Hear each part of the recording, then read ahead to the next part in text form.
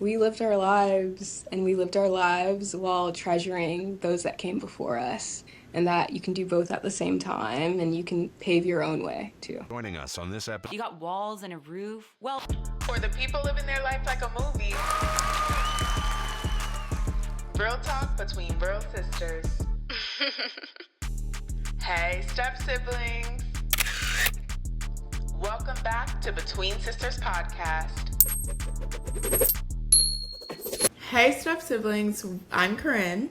And I'm Kayla. And you're listening to Between Sisters Podcast. Today we are here with a special guest that is changing the way this generation connects with Black history. Through Ebony Archival, Alandya has created a space where history feels personal, celebrating the women, stories, and cultural moments that have shaped who we are while inspiring us to think differently about who we become. Her work reminds us that preserving our past isn't just about looking back, it's about understanding ourselves in the present. We're so excited to learn from her today. Alandya, welcome to Between Sisters. Thank you so much for having me. I'm so excited to be here today. Yes. Okay. So before we get into our questions for you, we start every single episode with a segment called Sister Sound Off, where we take 30 seconds to pause the conversation and say what's on our mind. So we're going to give you 30 seconds today for you to say what's on your mind. So let me get it up here. Sister Sound Off is where we take 30 seconds to pause the conversation and speak our mind. Hear us out. Go. Okay, something that's really interesting to me right now is that I'm reading The Dark Fantastic by Ebony Elizabeth Thomas, and it challenges us to think about the imagination gap that popular society has, or popular culture, that they can't fully imagine Black characters whole, especially in a genre like fantasy, which is really interesting because it asks you to suspend disbelief. But in that case, if we look specifically at Black children's books, or children's books in general, that's the place where our imagination starts to take flight. Have I reached my 30 seconds? Yes, but that's okay. We go over all the time. Okay. Wait, this sounds interesting. Wait, tell us a little bit more. Yeah, so it's really interesting. It talks about how, as children, that's the place where our imagination crystallizes. And kind of at that point, if we're not seeing representation of others that don't look like us, like Black children or like Black people in general, we kind of can't fully realize them as like complex characters. Like when you're reading a story about a werewolf or a vampire, like those stories often only have white characters, and the Black character in that case doesn't have like a full thought out story. They're kind of like a vehicle to move the story along. So that book kind of talks about how that originates and how that takes place like in popular media. Like think about the Vampire Diaries or the Hunger Games, like movies like that where we see Black characters not live fully realized lives. Wow, that is so interesting. And it's so true, because even when I think about, I used to love growing up the dystopian genre and all of that. And when you do look at the big ones from at least when we were growing up in Gen Z, you're right. It wasn't many Black characters fully realized. That's why I'm so excited for Children of Blood and Bone to come out on the screen. What about you, Kay? No, I totally agree. I'm thinking, because I'm such a big fan of like Vampire Diaries and that whole type of genre of like fantasy, and we're usually the side character, you know, or we don't make it through the entire duration of the series. So yeah, I think that's very interesting for sure. Yeah. Me too. Oh my gosh, I love that. Wait, say the book name one more time. The Dark Fantastic by Ebony Elizabeth Thomas. Okay. And she uses like academic framework to talk about it. There's like the Dark Fantastic and then emancipatory Dark Fantastic. It's really interesting. Okay. We definitely need to check that out, because we do. There's one show that we love. What is the show, Kay, with the vampires on AMC? I forget the name. Oh my gosh.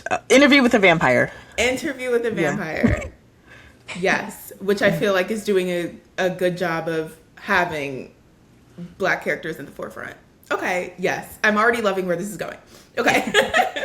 So, we want to talk to you about so much today. I feel like so many people probably have come across your content now, even before they knew about Ebony Archival, because it's becoming a recognizable space online. So for anyone who is just discovering it today, how would you describe the platform, and what inspired you to create a digital space dedicated to preserving Black history and culture?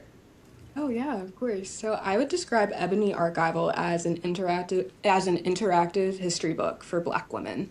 I think specifically what I talk about is just our history and how it can be engaging, and a participatory thing between all of us as we build community and we try to realize who we are as people and who our ancestors were as well. Like, humanize them and give that space for us to actively learn. Like, it's not a space of like judgment.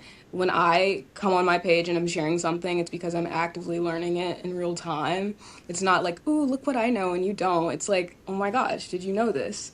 And I think that's what makes it really exciting, because when I originally started my page, that's what my first video really was. I would start off doing like pics of like women from the 1940s on the beach, like Black women, like representing them in that space. And then like kind of the first thing that I shared in kind of like an academic way was a book I checked out from my college library called Black Society by Jerry Majors. And that book was something that I just showed, and it talked about Black life from enslavement to the 1970s and how we lived full lives, yes, full of oppression, but also full of us thriving as well alongside that. So I think really being able to showcase the full breadth of Blackness specifically in America and how it originated and how we're living it out today and how we're still discovering who we are, I think that's probably how I would sum up my page and my origin story. Amazing. Wow. I know when we came across it. Oh, I'm sorry, Kay. No, you're good. I know when we came across it, I actually sent it to my sister. The first video that I came across, which I'm pretty sure was the B.A.P video that you made, like what is a B.A.P? And we talk about that all the time. And I was like, oh my gosh, look at this. So I'm loving everything you're doing. Thank you. Yeah. So I know you've described yourself as being an accidental historian, like you're in your accidental historian era. I love that phrase because I don't think people growing up think that they're going to be historians. So what made you call yourself that? Yeah, what made me call myself an accidental historian? I think it's just because that initial first video where I was just talking about something and people were like, okay, tell me more, tell me more. And I really realized this is something I like to do. I like to talk and tell stories about the past that may seem very boring to other people, but make it fun and engaging again. So I think that's kind of how I fell into it. Like, I find myself like reading a book just specifically because I want to learn something. Like, all the books that I read now, someone asks me, oh, what are you reading? And they're expecting something like fun or like dramatic, and I'm like, oh, I'm reading a biography, and I'm like, oh, whatever. But I think like that, those types of patterns I find myself in. Like, I am an accidental historian. I didn't mean to do this, but it's something I've really become passionate about, and seeing the community that I've built along the way and seeing people reference things that I've talked about and take for themselves and interpret it. It's one of my favorite things to see. It seems like you just are doing what you love. So I love that for you. Yeah. Mm-hmm. But I know you just mentioned that you're always into the books and everything, and the first book that you checked out from your school. So being there at your school, what made you get into checking these books out at the library in such a manner of like Black history? Was it a certain class, or was it? Yeah, I have to say, like, my freshman year, I took a class called Race, Religion, and Resistance. So it got us it was like the first class of its kind, and it really got me thinking about how all of those three things interact. And we referenced so many things like enslaved narratives, and we watched documentaries and things like that. And then I also took a class called Diversity, Equity, and Inclusion in Hollywood. So I think taking those types of classes really got me thinking on like what academic frameworks can I reference in that. And I think being at a school where it has a lot of, like, my school had a lot of resources, specifically that they had a lot of archive stuff. Like, I would visit my school's archives all the time. And we had our African American Cultural Center on campus, which I visited, to specifically their library, because they had so many good books. And that's how I stumbled upon the Black Society book by Jerry Majors. So I think just knowing that I could just type online and find any type of book that I wanted and go seek it out for myself, which, like, that resource is available and many of us don't use it. So being able to tap into that and have that desire to go find it, I think that's something like really integral to me, and I have that research spirit. So just being able to do that, specifically on my campus and specifically around like I was in BSB, the BSU, just knowing that like because it is so few of us on campus, how special it is and how important it is that you know your history and that you know what's around you as, you know, a minority on campus, I think is really powerful. Yeah, yeah. I just think it's so amazing that you're educating people online and you came to that at your institution. I thought that was such a cool thing. I know that you've shared that this project was inspired by your late grandmother, which makes the mission behind it feel very personal. So, how did she influence how you shaped your platform? Yeah, I would say always as a kid, she would always say, like, write a story, write anything you want. And like she was gonna read it, like I would type it up on the computer on the keyboard and I'd make up these stories. And then also she would tell so many stories about her family. She's from the eastern part of North Carolina. So I would always like tune in when she was talking about that. And then when she passed away, I really took an interest in genealogy when I turned 13. Like I asked my parents for Christmas one year to buy me an ancestry DNA test because I wanted to like find out what was going on in my DNA. And I really took an interest there. And when I started putting together like my family tree and looking into like my grandmother's side on my paternal side, into her family and finding like kind of piecing together all the stories she told me about different family members and like how interesting it was to stumble across a photo from her great great grandmother, like how special that was, like oh my gosh, like I've never heard of you, I want to know you, I want to know the story that created my family, that allowed my family to exist today. I just think that was like a powerful through line of just like a story my grandmother told me about her like great uncle, and I can just piece that story together just with a lot of effort and with a lot of looking. I love that. I Wow. love that. Yeah. I worked on season 10 of Finding Your Roots Oh as wow, an yeah. intern, and just like the genealogy aspect of it all is so amazing and cool to be able to pull these stories that you would have never known. So that's amazing. Thank you. No, I think it's funny you say that because our family is from the Carolinas and Oh, West nice. Virginia. So, we're very similar in the fact that I was definitely asking for Ancestry.com for Christmas, trying to piece my family tree together, looking online, just hearing the stories, hearing, our grandmother and our grandfather's stories. So, what you're doing is so important. Like, I love this. One thing about your work, it doesn't just teach history. I feel like people are feeling connected to it. Do you think that we're seeing a generation of Black women trying to reconnect with parts of themselves, kind of like how you were, how we are, and that history didn't always make it accessible? Yeah, I definitely think we're seeing a new wave. I think every time I like scroll my algorithm on either Instagram or TikTok, there's a new word. Like I know it's like the whimsical black girl or like the black girl from this or that. I just think it's so fun. And the way that people can just connect with it. They're like, "Oh, I thought I was the only one who did this." And there's like a connection of all these black women that are sharing like how they felt through time. I think that's so so beautiful. And I think if history is a way that people feel really connected, where they can trace back and they can, maybe it's not even that far away, it's like a 2000s like show about black women that people feel so connected to that they can reference. I think that's so empowering. And I think we are seeing a new wave of black women really wanting to connect back to what we are. And I think specifically that starting with like younger girls, I think that's so so important because I think it contributes greatly to our self-esteem, our racial self-esteem, and our confidence in how we navigate the world. So to be a young girl, I know it's very estranging in an online space, but to also have that empowerment too, I think it's so powerful. Yeah, yeah, that is so me. I'm obsessed with like early 2000s and Uh-huh. late 90s sitcoms.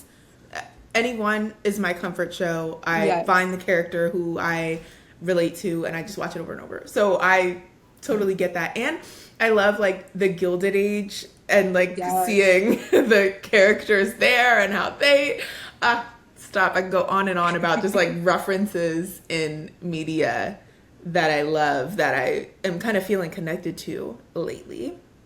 Um, just with your research that you've been doing, and just I know you share a lot of photographs and family stories, everyday moments. Is there something that you've uncovered that made you think, like, I wish I learned this growing up? Ooh. I feel like anything that I talk about, like, I wish I learned, I wish I learned this growing up. Um, because if you think about the history that we're taught during school, it's very like surface level. Maybe we learn about Harriet Tubman, maybe we learn about Martin Luther King Jr., maybe we learn about Malcolm X, and maybe we learn about the two as opposing figures. But I think specifically, like within this online space, you have so many people teaching history. You have so many people sharing information and sharing it in on a deeper level. Like there was more than Harriet Tubman, than what we know of her significant moment of helping enslaved people get free. She was a powerful woman. She was of fortitude. She was amazing. And there's so many stories that are still like are attached with that. And I think that's a powerful thing to uncover too about other figures.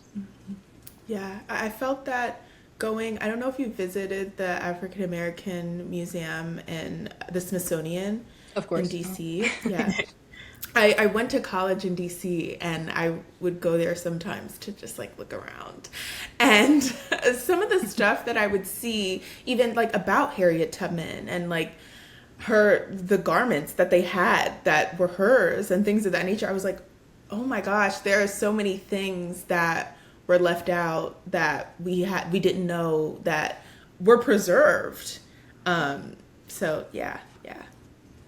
Yeah. Yeah, she's one of my favorite women in history. Just a little sidebar. I love Harriet Tubman. She was such a cool person to me. But some of your posts are old photographs of Black women laughing, traveling, celebrating, simply just living life. Why do you think images of Black joy, leisure, or even elegance resonate with people so deeply? Yeah. I think it's because it's not often the predominant image we see in culture at all. I think there's a deep emphasis, but which is important of the suffering that we face, but it's not always on a level playing field of like we also experience joy at the same time as all those things like they coexisted, and I think that's why it's so powerful that we're also living joyously full lives as we're trying to progress as a people within this country and globally. So I think that's why that really empowers people to see, and it's really special to see, and it's the image that many people want to spread across because we're full complex people, and I think that's the real emphasis there. Yeah. Speaking of full and complex people, one of the conversations that you've helped shape online is Black American Princess. And I think online sometimes people think aesthetic or fashion trend when they're talking about it, but you are showing that it's much deeper than that. So how would you explain Black American Princess to someone who's only seen the mood boards? Ooh, oh my gosh. How would I explain Black American Princess? I would say a Black American Princess, my definition, would be a Black woman who has made significant strides, whether in society, culture, or leadership, that has shaped the world and changed narratives, and doesn't often get the credit for it. She expects nothing but the best, not only of herself, but of others. And she moves through the world that way, even when the world might be against her. And I think that's such an empowering thing to know and to reference because you can see that in women from the past and you can also see it in yourself. Wow. I'm curious, did you always envision Black American Princess becoming like such a big conversation, or what inspired you to start talking about it? No, never. I started talking about it, I think maybe in July of 2024.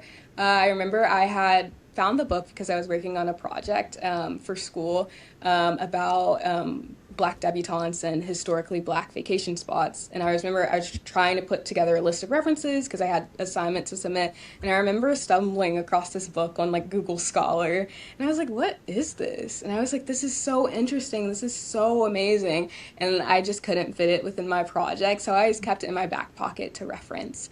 And one day I created a video where I wanted to talk about the different categorizations, but I was just talking about different categorizations and I connected them to different like pop culture icons that we had seen through TV, like Sister Sister, Tia and Tamara, or different shows like Star, where we have Alex Crane. different characters like that, where you can kind of position them within the different categorizations, the boho, the Betty, the butterfly, and then the one we don't talk about, which is the bogus. But yeah, I made a video like that, and then I think I revisited the topic maybe a year later, and that's when I connected it back to historical characters, because I felt like I felt like this was such a good video, and I felt like it was such a good like topic that I wanted it to connect to something deeper, because I think at that time my platform was solely like history. I was talking about history, and I was like, how can I make this more fun? How can I make this engaging? So I just set up my camera and I started talking. Yeah. I love that angle, to think who are the Black American princesses back in the day. And I know you kind of just referenced this with Alex Crane and everything, but I wanted to know, who do you think are some modern day Black American princesses, and like what kind of qualities do they embody? Ooh, wow. I would start with the butterfly. I would say Michelle Obama. Amazing, wonderful. She really embodies the story of becoming what you want and never forgetting your roots, being very ambitious and fierce and going after what you want and empowering a generation along the way, but also referencing those who paved the way for you. I think that's really important. Who would I consider a modern day boho? Ooh, I want to put me on the spot. I know, I'm sorry. That's why I go question. historical. That's why I go historical. I like Olivia Joan on TikTok. I don't know if you've seen her. Her grandfather was kind of like, he created the popular hair products. I can't think of the brand.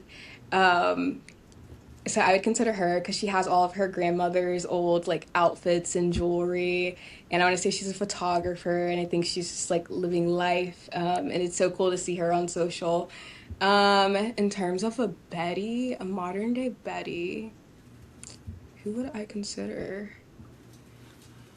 Oh, and I feel like I don't want to do the whole Obama family, but I feel like Malia and Sasha would definitely fit into like that boho categorization. Modern day Betty. I don't know. Can I throw it back to you all? Who do you think a modern day Betty would be? Well, we would like you first, because I was going to ask you this before we moved on to the next question. Can you explain to the audience like the boho, the Betty, the butterfly? Oh, of course.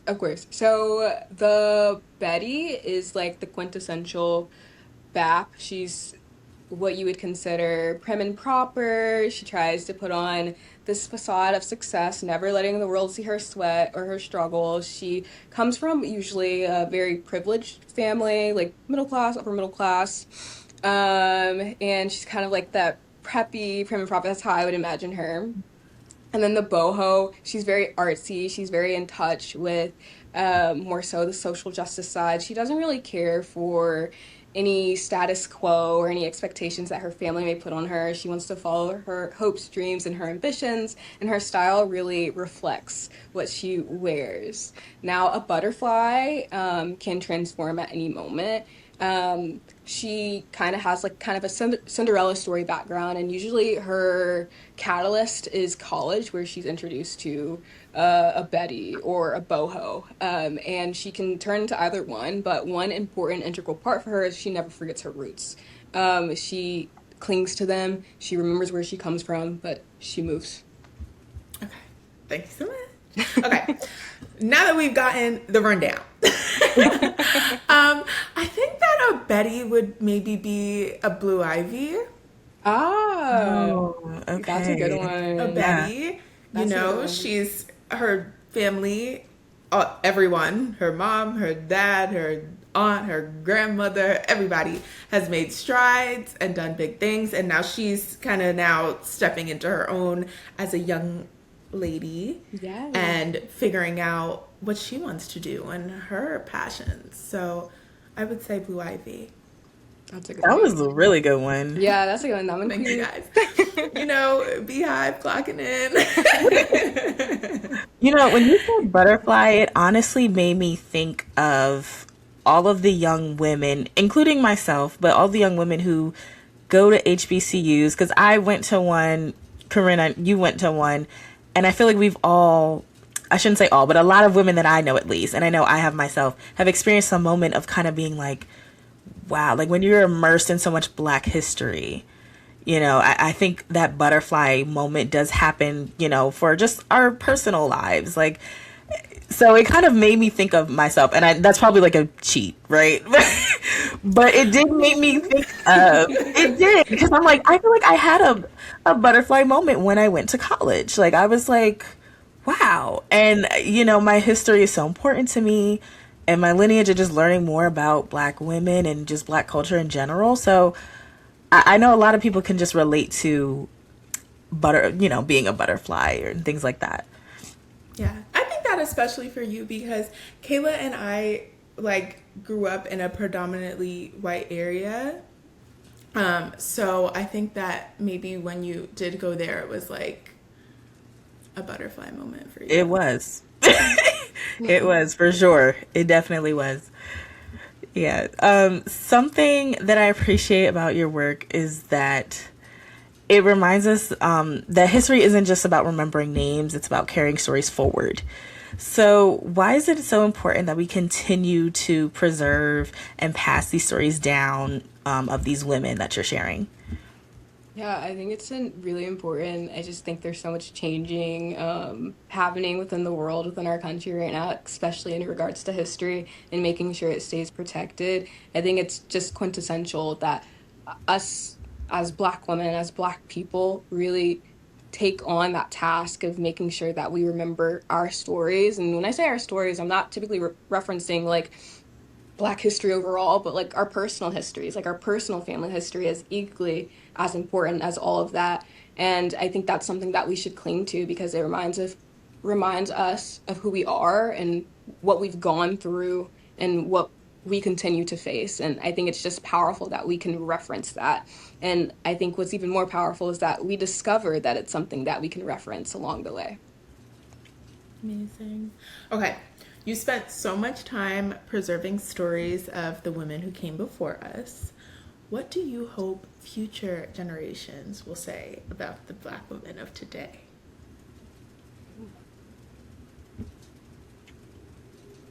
I hope future generations say about Black women of today that we lived our lives and we lived our lives while treasuring those that came before us, and that you can do both at the same time and you can pave your own way too.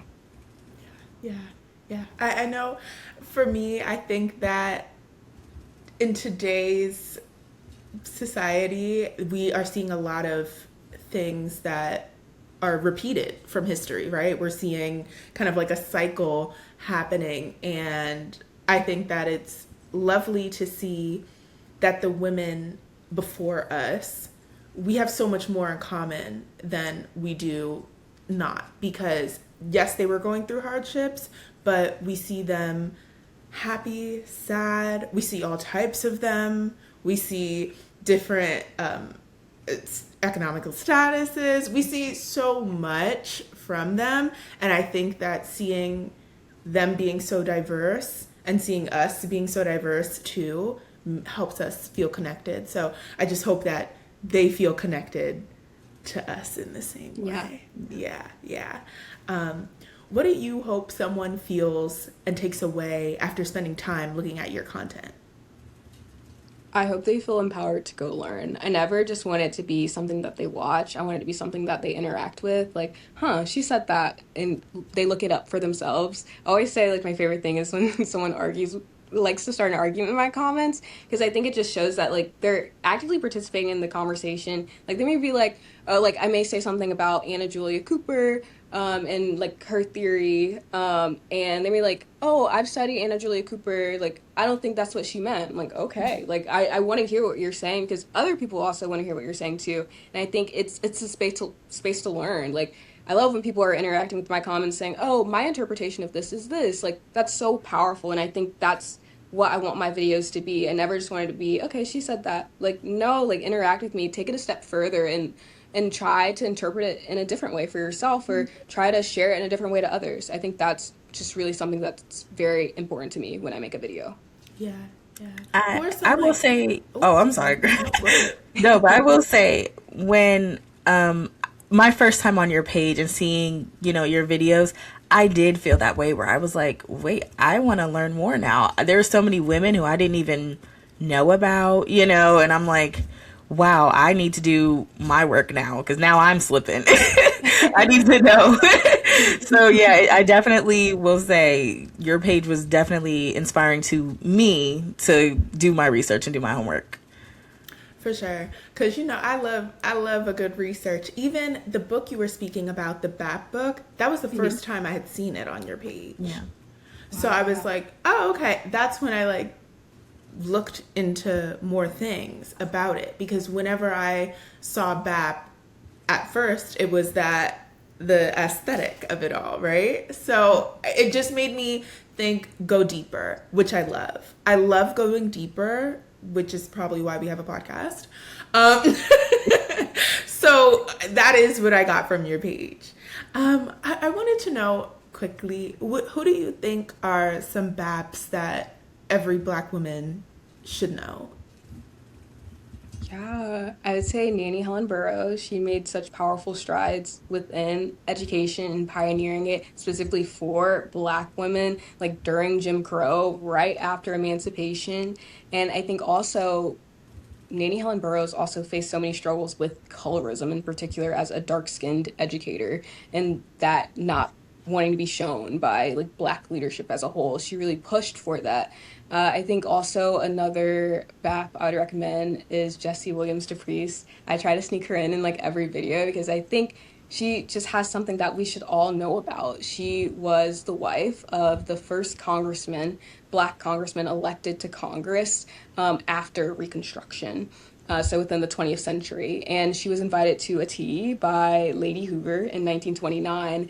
And the thing about Lady Hoover is that she kind of created these different invitations to teas because she was trying to figure out what congressmen wives, as the majority of them were white, would be okay with a Black woman attending a tea at a White House. So she threw different teas, and at this fifth tea, Jessie Williams DePriest got an invitation. She showed up. She walked right through the front door of the White House, which isn't something that Black people were allowed to do. They had Black servants. They came through their own separate door, and she attended the tea.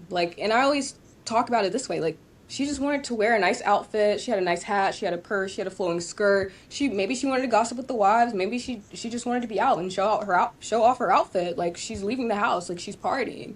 But it turned into this whole big thing with congressmen in the United States, of them wanting to pull support from certain initiatives that President Hoover wanted to do just because they had a Black woman show up at the White House and enjoy tea. And my favorite part is that we never actually get to hear how Jessie felt. All we know and all we have is that photo of her that she took before she attended the tea. We heard from her husband, we heard from people who didn't like that she was there, but we never heard from her. All we know is that she was poised and she had on a nice outfit.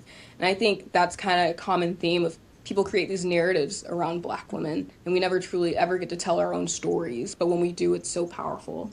And I guess lastly, my favorite Black American princess would have to be Anna Julia Cooper. Ultimate womanist.